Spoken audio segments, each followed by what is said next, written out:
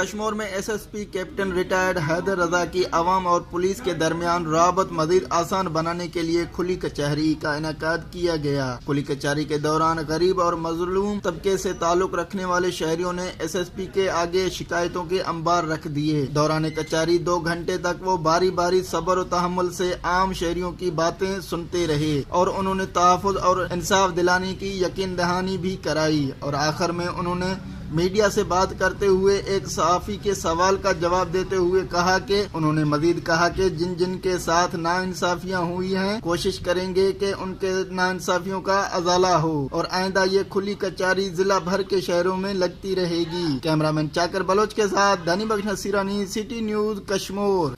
ہم لاتے ہیں ٹاپ نیوز، آپ کے فیورٹ ٹاک شوز اور انلمیٹڈ انٹرٹینمنٹ صرف یوٹیوب پر۔ اگر آپ نے ابھی تک ہمارا چینل سبسکرائب نہیں کیا تو ابھی سبسکرائب کریں اور بیل آئیکن کو کلک کر کے ہماری لیٹسٹ ویڈیوز کے بارے میں اپڈیٹ جانیں۔